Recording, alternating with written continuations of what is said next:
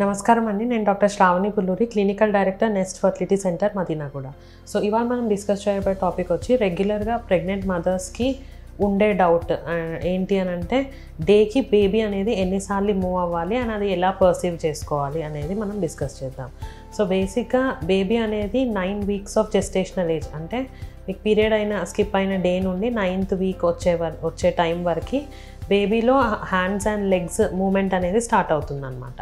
So అది మనం ఈ అల్ట్రాసౌండ్లో క్లియర్గా అప్రిషియేట్ చేయగలం అనమాట. అల్ట్రాసౌండ్లో మనకి హ్యాండ్స్ లెగ్స్ మూవ్ అవుతున్నట్టు క్లియర్గా తెలుస్తుంది. అదే 11th వీక్లో ఏంటి అంటే బేబీకి సక్కింగ్ రిఫ్లెక్స్, అంటే బేబీ అనేది మింగే రిఫ్లెక్స్ అనేది స్టార్ట్ అవుతుందన్నమాట. అండ్ 12th వీక్ నుండి ఏమవుతుంది అని అంటే మనకి ఇంకా ఈ లింబ్ మూమెంట్స్ అనేది ఇంకా క్లియర్గా అప్రిషియేట్ చేయొచ్చు స్కాన్లో. అండ్ దీంతో పాటు ఏంటి అని అంటే మనకి యూజువల్గా ఫస్ట్ ప్రెగ్నెన్సీ అయితే కనుక మూమెంట్స్ అనేవి చాలా లేట్గా అప్రిషియేట్ చేస్తారు మదర్స్. ఎందుకు అంటే లైక్ యూట్రస్ మసిల్ అనేది థిక్గా ఉంటుంది అండ్ అబ్డామినల్ మసిల్ కూడా టైట్గా ఉంటుంది కాబట్టి మూమెంట్స్ అప్రిషియేషన్ అనేది చాలా లేట్గా తెలుస్తుంది. సో యూజువల్గా ఫస్ట్ టైం మదర్స్, అంటే ఫస్ట్ టైం ప్రెగ్నెంట్ అయిన వాళ్ళకైతే యూజువల్గా 18th to 22 వీక్ మధ్యలో తెలుస్తుంది అనమాట. సో దానికన్నా ముందు తెలియడం అనేది కష్టం. అండ్ సెకండ్ టైం మదర్స్కి ఆల్రెడీ ఒక డెలివరీ అయిపోయి సెకండ్ టైం ప్రెగ్నెన్సీ వచ్చిన వాళ్ళకైతే యూజువల్గా 14th to 18th వీక్ మధ్యలోనే మనకి ఎర్లీగా వాళ్ళు అప్రిషియేట్ చేయగలరు అనమాట. ఎందుకు అంటే మన అబ్డామినల్ మసిల్ టోన్ అనేది తగ్గుతుంది అండ్ దాంతోపాటు యూట్రస్ మసిల్ కూడా థిన్ అవుతుంది కాబట్టి వాళ్ళ మూమెంట్స్ అనేవి కొంచెం ఫాస్ట్గా అప్రిషియేట్ చేయగలరు అనమాట. అండ్ తర్వాత మనకి ఆఫ్టర్ 20 వీక్స్ తర్వాత మనం ఈ మూమెంట్స్ అనేవి లైక్ ఎన్నిసార్లు మూవ్ అవ్వాలి బేబీ అనే అండ్ ఎలా కౌంట్ చేయాలి అని డిస్కస్ చేద్దాం. సో బేసిక్గా ప్రతి ప్రెగ్నెంట్ ఉమెన్ మెయింటైన్ చేయాల్సిన చార్ట్ని DFMC అంటామన్నమాట. సో DFMC అంటే డైలీ ఫీటల్ మూమెంట్ కౌంట్ అనమాట. సో ఇదేంటి అంటే యూజువల్గా మనం ఎట్లా కౌంట్ చేయాలి అంటే 3 మేజర్ మీల్స్ తర్వాత ఎన్నిసార్లు మూవ్ అవుతుందో క్యాల్కులేట్ చేయాలి. లైక్ మేజర్ మీల్స్ అంటే breakfast, lunch and dinner. So post breakfast, post lunch and post dinner ఒక 1 hour మనము ఎన్ని టైమ్స్ మూవ్ అవుతుంది అని కౌంట్ చేయాలి. సో ఈచ్ మీల్ తర్వాత ఒక 3 to 4 times మూవ్ అయింది అంటే కనుక మనకి అప్రాక్సిమేట్గా డేలో ఒక 9 to 12 times మూమెంట్ అనేది ఉంటుందన్నమాట. సో 9 to 12 times మూవ్ అయింది అంటే that is very much normal అనమాట.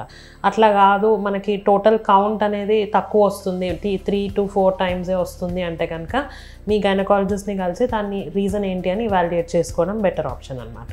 అండ్ ఒక్కోసారి ఏంటి అంటే కొన్ని కండిషన్స్లో లైక్ ఈ మూమెంట్స్ అనేవి సరిగా పర్సీవ్ చేయలేరు. సో అది ఎట్లాంటి కండిషన్స్లో అంటే కొంతమందికి ఏంటంటే వాటర్ అమ్నియోటిక్ ఫ్లూయిడ్ అనేది ఎక్కువగా ఉంటుంది. ఎక్కువ ఉన్నప్పుడు మనం ఆ మూమెంట్స్ అనేవి క్లియర్గా పర్సీవ్ చేయలేమన్నమాట. అండ్ ఇంకోటి ఏంటి అంటే స్మాల్ ఫర్ జెస్టేషనల్ ఏజ్, చిన్న బేబీస్, వెయిట్ తక్కువ ఉన్న వాళ్ళకి, గ్రోత్ రిటార్డేషన్ ఉన్న బేబీస్ కూడా మూమెంట్ అనేది అంత బాగుండదు అనమాట ఆ బేబీస్కి. సో అట్లాంటి కండిషన్స్లో కూడా మనకి మూమెంట్ అనేది తక్కువగా ఉంటుంది. సో బేసిక్గా మనం ఈ మూమెంట్స్ని ఇవాల్యుయేట్ చేయగలిగే టెస్ట్ ఏంటి అని అంటే NST అంటాం. అంటే ఏంటంటే నాన్ స్ట్రెస్ టెస్ట్. దీంట్లో ఏంటి అని అంటే మనం బేబీ ఫీటల్ హార్ట్ మూమెంట్తో పాటు మనం బేబీ మూమెంట్ అనేది లైక్ మానిటర్ చేస్తూ ఉంటాం అన్నమాట. లైక్ హార్ట్ రేట్ ఎలా ఉంది, మూమెంట్స్ ఎలా ఉన్నాయి అది మనకి CTGలో తెలుస్తుంది అనమాట NST టెస్ట్లో. అండ్ ఇలా డే మొత్తంలో సో యూజువల్గా ఏంటి అంటే లెఫ్ట్ సైడ్ పడుకొని ఉన్నప్పుడు మనం మూమెంట్స్ అనేవి క్లియర్గా లైక్ అప్రిషియేట్ చేయగలం అనమాట. అండ్ బేబీ అనేది యూజువల్గా ఏంటి అని అంటే like morning 7 to 2 PM and post dinner అనమాట 8 to 4 AM వరకు బేబీ మూమెంట్స్ అనేవి యాక్టివ్గా ఉంటుంది. ఒక్కోసారి ఏంటి అంటే మదర్స్ వర్క్లో పడి కూడా మూమెంట్స్ అనేవి అప్రిషియేట్ చేయరనమాట. సో మూమెంట్స్ కనుక మీరు అప్రిషియేట్ చేయాలి అంటే యూజువల్గా ఆఫ్టర్ 3 మేజర్ మీల్స్ అనేవి క్యాల్కులేట్ చేయడం బెటర్ ఆప్షన్. సో మీకు మూమెంట్స్లో లైక్ డైలీ ఫీటల్ మూమెంట్స్లో ఎటువంటి డిఫరెన్స్ అనిపించినా, లైక్ మూమెంట్స్ కౌంట్ తక్కువ ఉన్నా కానీ ఇమీడియట్గా మీ గైనకాలజిస్ట్ని కలిసి బేబీ హార్ట్ బీట్ అనేది చెక్ చేయించుకొని ఈ DFMC మానిటరింగ్ అనేది మనం చేయడం అనేది బెటర్ ఆప్షన్ అనమాట. సో ఇలా మీకు ఫీటల్ మూమెంట్ కౌంట్ గురించి ఇంకా దాని గురించి తగిన వివరాలు ఏమైనా తెలుసుకోవాలన్నా కానీ feel free to visit Nest Fertility Centre Madinaguda. అలాగే తప్పక మా ఛానల్ని సబ్స్క్రైబ్ చేయండి, కింద ఉన్న బెల్ ఐకాన్ని ప్రెస్ చేయండి. Thank you.